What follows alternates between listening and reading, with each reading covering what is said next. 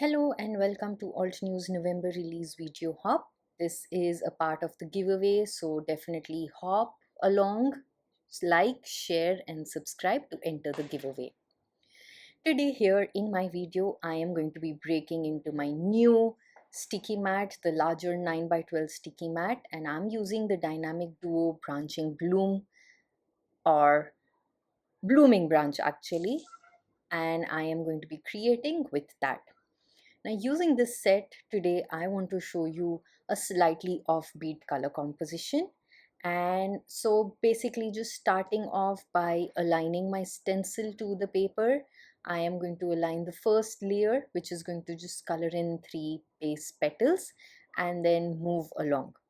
For my flowers, I'm using the blue inks. So deep sea blues are the colors that I've chosen for my flowers to create offbeat blue flowers. And apart from that, my idea is to mix up and create a little bit of a variation to create these blossoming beautiful blooms for my card today. Now, if you are interested in learning more about color, how to pick colors for your cards, which color goes with which color the best, how colors work for the mood, I have a new class coming up at Altenew Academy that's called Chromatic Harmony, and that is going to be available on the 12th of November, and you will have all the details on Altenew's website. We will also have a YouTube live interview for the same, and I am also going to just list all the details on my website so that anybody going through this YouTube video can have access to everything at one go. Coming back to my blues, I have moved on to turquoise, the second blue, and I'm just using my mini blending brushes and blending in inks through the layers of the stencil. Now, because there are so many layers on a single stencil, I am using post-it notes to mask areas so that I don't end up inking the areas that I don't want to for each layer. So once I have laid out the second color, I am going to shift the stencil, align the next layers and move to the third color, which is tide blue. But just a glimpse at how I am masking off all the other regions with the post-it notes and creating a nice space just for the inking. So I'm not using tide blue. I actually brought in blue horizon here because I needed another color for the layers. So I've brought in blue horizon, which is going to create a little bit of a variety in my ink blending, and then I will switch to tide blue, which is going to add a little more depth for this particular flower. So introducing another color within the color family, which just sits right between the shades, is something we will be exploring in my class as well. But I just wanted to give you a glimpse at how I work through this process. So adding the tide blue and then shifting the stencil. So the last layer, we need to rotate the stencil to align everything well for the flowers. I am repeating the same process, but going in with Starlight, which brings in a lovely dark deep blue to create that depth that we need for our petals.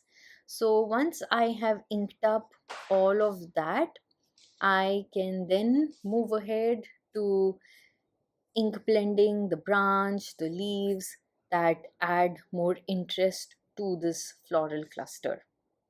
So for that reason, I'm shifting to the second stencil and just aligning everything to have the base leaves in place.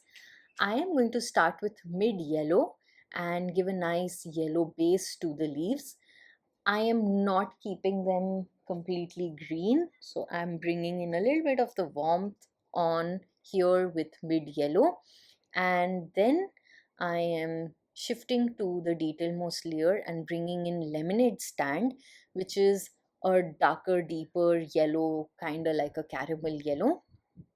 So adding that, and then Leaving the stencil in place, I'm going to use Olaf and add a little detail with Olaf on the same layer to bring in a little bit of that olive green over the yellow. So that gives me a nice warmer yellowish green that works perfectly well with the blue flowers in this case. So for the flower centers, I'm going to bring in almond butter, as well as for the branches, I'm playing with a layer of almond butter for the base layer, and then I am going to rotate the stencil and align the tiny little pieces that color in the branch and bring in milk chocolate for a little darker variation of the brown. So once that's done, I have my floral cluster ready, and I'm going to repeat the same process and color in to create two flower clusters. Now here's a peek at my stamp wheel 2.0, which is amazing simply because I don't have to cut out anything. I have just laid my entire sheet of paper right in there, and I'm bringing back the stamps. I am going to align the flower centers, which again come in two layers, and this round I am going to use navy, which is a darker intensity of the blue than the starlight that I have already used. So this brings in a lot of variation. So if you notice, to the four colors in that color family, I have added two more ink colors and extended that so that I have a nice variation, and I'm still using that one single color blue, keeping my flowers monochrome. So I am going to stamp both the layers of the flower centers with navy itself. And I apologize, my face came into the view right there simply because I had to make sure that everything is aligned well. So once everything is aligned well, I am going to just go ahead and stamp it and die cut the flower clusters. And I have just used the same inks and stamped a sentiment from the same stamp set and die cut that as well. Now here I have the ways to say thank you embossing folder. I've embossed a piece of white cardstock, and I'm using Tide blue cardstock for my card mat. So my white embossed card panel is slightly smaller than an A2 size, so that I get that nice Tide blue border all along, making it a really nice edge for that white embossed cardstock. And once I adhere everything onto my card base, I'm simply going to play around with the composition, see where I want the flower clusters. I like to just cut off the overhangs before adhering my flower clusters to the card itself. Makes it easy for me to have a nice cut. And then I am just using my tape runner, adhering the embossed card panel over that blue card mat, and I will stick down one of the flower clusters with liquid glue. That's something that's going to be in the background. And for the other flower cluster, I'm going to use instant dimension foam tape to just create a little bit of a dimension, giving it more depth so that there is a differentiation in the layers.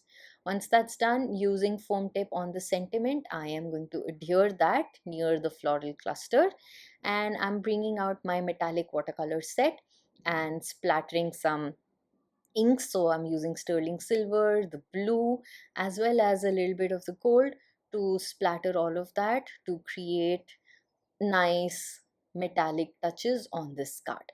So with that, here's a closer look at the card, and I am just going to quickly remind you again to hop along, like, share and subscribe to enter the fabulous giveaway from Altenew. Do check my Instagram for other projects that I've created using the release products. Until the next time, take care and bye bye.